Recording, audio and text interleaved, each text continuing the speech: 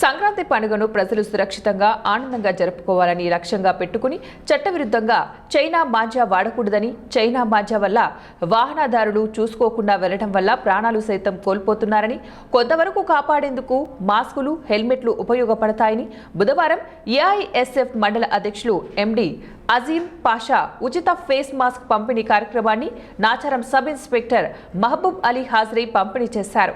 ఈ సందర్భంగా మహబూబ్ అలీ మాట్లాడుతూ చైనా మాంజా విక్రయిస్తున్న వారిపై నాచారం పోలీసులు కఠిన చర్యలు తీసుకుంటున్నారని, రహదారులపై వెళ్తున్న సమయంలో చైనా మాంజా వినియోగం వల్ల ప్రజలకు, పక్షులకు తీవ్ర ఇబ్బందులు ఏర్పడుతున్నాయని, గతంలో పలువురు ప్రాణాలు కూడా కోల్పోయిన సంఘటనలు ఉన్నాయని తెలిపారు.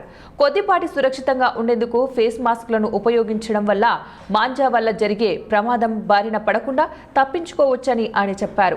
దాదాపు 200 మందికి ఉచితంగా ఫేస్ మాస్కులను పంపిణీ చేశారు.